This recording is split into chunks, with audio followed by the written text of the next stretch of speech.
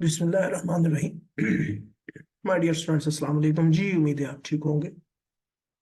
आज हमने डिस्कस करना है डिपेंडेंट पर्सनालिटी डिसऑर्डर को।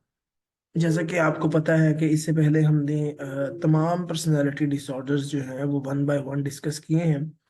मैं उनका लिंक जो है वो तमाम वीडियोस का लिंक भी डिस्क्रिप्शन में दे दूंगा, आपको वहां से मिल सकते हैं। अगर आपने वो भी देखना चाहें तो मोस्ट वेलकम। आज हमने बात करनी है डिपेंडेंट पर्सनालिटी डिसऑर्डर की।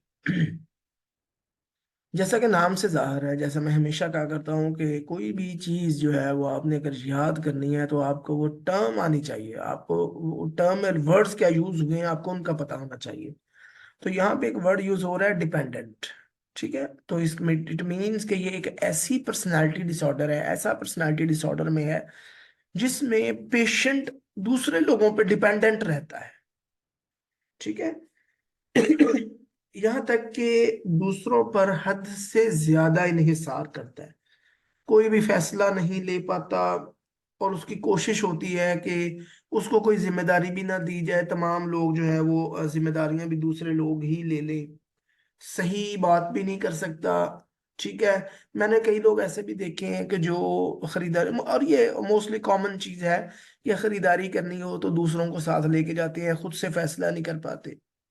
इवन के मुझे याद है कि आज से 4-5 साल पहले या 10 साल पहले लगा लेंगे, मैंने भी जब अपनी कोई शर्ट्स वगैरह लेनी होती थी, कोई कपड़े लेने होते थे, तो मैं अपने एक दो दोस्तों को साथ लेके जाता था कि आ जाओ यार, मुझसे ना जो है वो चूज नहीं होता, तो तुम लोग अपनी मर्जी, जो जो तुम लोगों को अच्छा लगेगा ना कि मैं वही ले लूंगा। This is basically dependent personality disorder. I am not talking about के कोई भी इस तरह का फीचर हो तो हम उसको डायग्नोज कर देते हैं, बट ये कहीं ना कहीं जो है ये फीचर्स होते हैं डिपेंडेंट पर्सनैलिटी डिसऑर्डर के। तो डायग्नोसिस तो हमने उस वक्त करना है जब एक फुल फ्लेज क्राइटेरिया जो है वो मीट कर जाएगा। तो इसमें कौन कौन सी सिम्टम्स होती हैं इस क्राइटेरिया में हम देख लेते हैं। सबसे पहले जो है difficulty making routine decisions without input reassurance and advice from others. वही बात जो हमने पहले की थी कि जो रूटीन डिसीजन है वो नहीं ले पाता वो बंदा जो डिपेंडेंट पर्सनैलिटी डिसऑर्डर का शिकार है। विदाउट इनपुट, इनपुट मीन्स कि जब तक कोई दूसरा उसको जो है वो रीअश्योर ना करे, उसकी मदद ना करे, ठीक है, कोई भी डिसीजन लेने में, या उसको एडवाइस ना करे, उसको नसीहत ना करे, उसको प्रॉम्प्ट ना दे कि अच्छा नहीं यार तुम इस तरह नहीं इस तरह कर लो, या तुमने ये चीज खरीदनी है तो ये नहीं ये खरीद लो। ठीक है। तो ये जो चीजें हैं बेसिकली ये इशू आता है इसमें कि डिसीजन नहीं ले पाता लोगों की रिश्योरेंस के बगैर, उनकी एडवाइस के बगैर, उनकी मर्जी के बगैर। ठीक है। उसके बाद क्या होता है जी, requires others to assume responsibilities which they should be attending to. इसका मतलब ये है कि उसकी कोशिश होती है कि दूसरे ही वो रिस्पॉन्सिबिलिटी ले ले जो उसको लेनी चाहिए। यानी कि अपनी जान छुड़ाता है, उसको लगता है कि यार मैं ये नहीं काम कर पाऊंगा, तो उनकी कोशिश होती है कि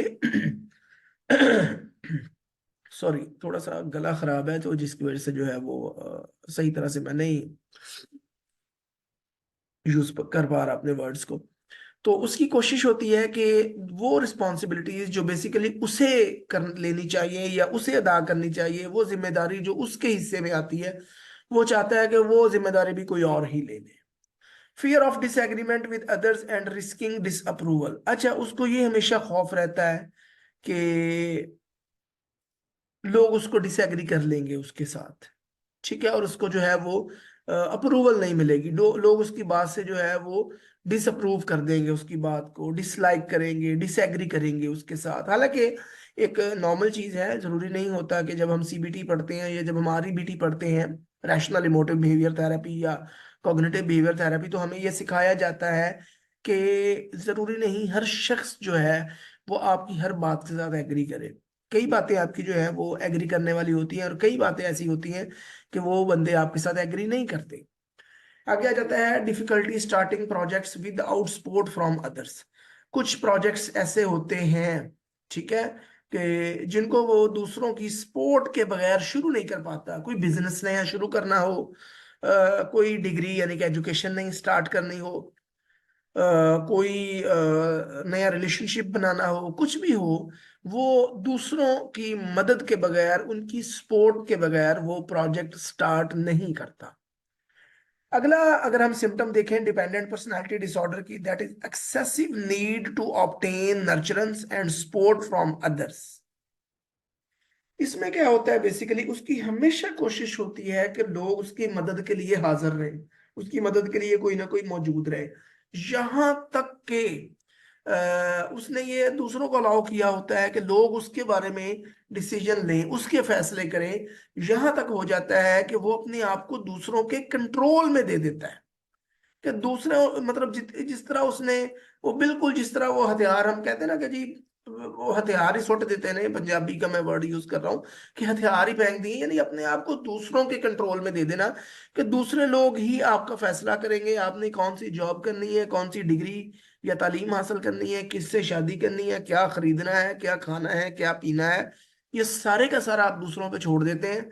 और लोग जो है, इवन कि यहाँ तक कि वो, आप उनके कंट्रोल में चला जाता है जो पेशेंट होता है।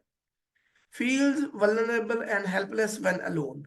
जब अकेला होता है तो अपने आप को हेल्पलेस फील करता है, उसको लगता है कि यार मैं बिल्कुल अकेला हूँ, मेरे साथ कोई नहीं है, फला फला।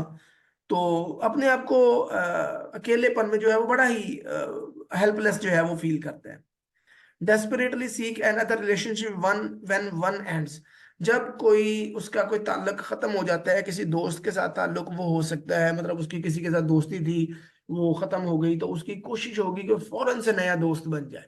या कोई रिलेशनशिप था तो वो खत्म हो गया, तो उसकी कोशिश होगी कि फौरन से नया रिलेशनशिप बन जाए, क्योंकि उसकी वजह ये होती है कि वो डिपेंड कर रहा होता है दूसरे लोगों पे, वो अपना डिसीजन नहीं ले पा रहा होता, अपने फैसले नहीं कर पा रहा होता, अपनी मर्जी के काम नहीं कर पा रहा होता, कोई रिस्पॉन्सिबिलिटी नहीं ले पा रहा होता है। तो इसकी कोशिश होती है कि कोई ना कोई उसके साथ अटैच रहे, उसकी जिंदगी में रहे, चाहे वो दोस्त हो, रिश्तेदार हो, मियाँ हो, बीवी हो, कोई भी हो, तो उसकी जिंदगी में रहे ताकि उसके वो फैसले करता रहे।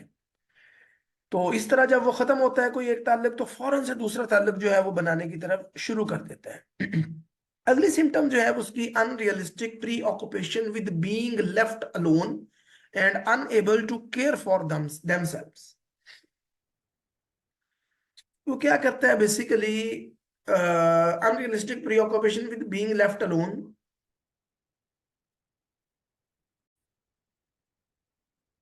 का मतलब है कि वो हर वक्त डरा हुआ रहता है कि अकेला ना रह जाए, उसको ये भी डर होता है कि वो अपने आप को जो है वो मैनेज नहीं कर पाएगा, अपनी केयर नहीं कर पाएगा, जो है वो अपना ध्यान नहीं रख पाएगा, इसलिए वो हर वक्त इसके अंदर जो है वो एक प्रीऑक्यूपेशन होती है, अनरियलिस्टिक, रियलिटी बेस्ड नहीं होती है। वैसे तो सारी चीजें ही रियलिटी बेस्ड नहीं होती, सारी ही अनरियलिस्टिक है, ठीक है। तो उसके अंदर एक जो है वो डर, खौफ बैठा होता है कि कहीं वो अकेला ना रह जाए, लोग उसको छोड़ ना जाए।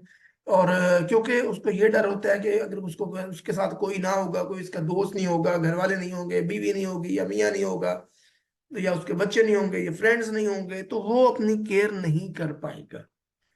तो ये 8 मेजर और इम्पोर्टेंट सिम्टम्स थी डिपेंडेंट पर्सनालिटी डिसऑर्डर की। ये इन तमाम सिम्टम्स, अगर ये पेशेंट के अंदर, मोस्ट ऑफ द सिम्टम जो है वो अगर पेशेंट के अंदर मौजूद होंगी, या किसी भी फर्द के अंदर मौजूद होगी, तो चांसेस हैं मोस्ट प्रोबेबली कि ही और she will diagnose with dependent personality disorder as well. उसकी अगर ऑनसेट की बात की जाए, ऑनसेट मीन कि ये कब स्टार्ट होता है, तो बेसिकली ये यंग अडल्टहुड में, जवानी में ये स्टार्ट होता है, या इसके साथ साथ जो है ये समटाइम जो है वो एडोलेसेंस में भी ये फीचर्स अपीयर हो सकती हैं, but before 18 years of age the clinician is not allowed according to the DSM-5 TR to diagnose the person with any type of personality disorder. When we talk about prevalence, so prevalence is 0.49% in early 20s, 2000s, ठीक है। 0.49% जो है वो इसकी females में जो है वो चांसेस ज्यादा है। यानी वैसे 0.49% जो है वो इसके चांसेस होते हैं 100% में से, तो लेकिन ज्यादातर जो है ये फीमेल्स में पाया जाता है एज कंपेयर टू मेल्स, ये डिसऑर्डर। उसके बाद अगर हम इसके रिस्क फैक्टर्स की बात करें तो रिस्क फैक्टर्स यानी किस क्या वजूहात हो सकती हैं। तो one risk factor that can be inferred in being female, सबसे बड़ा रिस्क फैक्टर तो ये है कि खातून होना मीन के, जैसे मैंने आपको पहले बताया कि फीमेल्स में ये ज्यादा पाया जाता है। ठीक है, तो फीमेल्स में इसके जो है वो प्रेवलेंस के चांसेस ज्यादा होते हैं। जेंडर, बहुत सारी चीजें होती है ना कि जेंडर बेस्ड होती हैं। तो अगर आपका जेंडर फीमेल है तो आपके अंदर ज्यादा चांसेस हैं डिपेंडेंट पर्सनालिटी डिसऑर्डर के प्रवेल करने के as compare to the male. दूसरा एक बड़ा ही इंपॉर्टेंट जो पॉसिबल रिस्क फैक्टर है वो ये है कि जब पेरेंट्स जो है वो बड़े अथॉरिटेरियन पेरेंट्स हों, और वो अपने बच्चों और वो चाहे बच्चे हों उनके, या वो टीनेजर की उम्र में पहुंच जाएं, तो उनको इनअप्रोप्रिएट डिसीजंस उनके बारे में ले रहे हों, अपने डिसीजन इम्पोज कर रहे हों, उनको अपनी मर्जी से कोई काम ना करने दे रहे हों, तो या उनको इजाजत ही ना हो कि वो डिसीजंस लें, तो इस सूरत हाल में भी ये पर्सनैलिटी डिसऑर्डर जो है वो पाए जाने के चांसेस ज्यादा होते हैं। जब आप बचपन में या अडोलिसेंस की उम्र में किसी भी बच्चे को या एडोलिसेंस को उसके डिसीजंस नहीं लेने देंगे या अपने डिसीजंस इम्पोज करेंगे उन पर, चाहे वो ठीक हों या गलत हों, तो आप ऑटोमेटिकली जो है वो उनकी पर्सनैलिटी को डिपेंडेंट कर लेंगे अपने ऊपर, उनकी उनकी उनकी जो उनकी शख्सियत है उसको अपने ऊपर डिपेंडेंट कर लेंगे, और फिर वो सारी जिंदगी जो है वो खुद से फैसले नहीं कर पाएंगे। जब हम ट्रीटमेंट की बात करते हैं तो CBT is most important therapy, can be helpful in building self-confidence, assertiveness, fostering healthier relationship for individuals with dependent personality disorder। तो सीबीटी यानी कॉग्निटिव बिहेवियर थेरेपी जो है वो बहुत ज्यादा हेल्पफुल है कि इंसान के अंदर सेल्फ कॉन्फिडेंस को बिल्ड करने में। उसके अलावा असर्टिवनेस का मतलब होता है इस काबिल होना कि अपनी बात कह देना दूसरों से। ठीक है, समटाइम हम में से मोस्टली लोग जो है वो असर्टिव नहीं होते, हमें ये चीजें गलत भी लग रही होती हैं लेकिन हम चुप रहते हैं, हम उसको बयान नहीं कर पाते। उसके अलावा सीबीटी जो है वो हेल्प करती है नए रिलेशनशिप बनाने में, आपके रिलेशनशिप्स को स्ट्रॉन्ग करने में, वगैरह वगैरह। तो ये था जी dependent personality disorder. Hopefully you can understand it. कोई आसान मुश्किल नहीं था, आसान था। फिर भी अगर कोई चीज़ आपको समझ नहीं आती तो यू कैन आस्क मी, इंशाल्लाह मैं कोशिश करूंगा कि आपके जवाब जो हैं वो जल्दी से जल्दी दूँ। अपना बहुत सारा ख्याल रखिएगा और दुआ में याद रखिएगा। अल्लाह हाफिज़।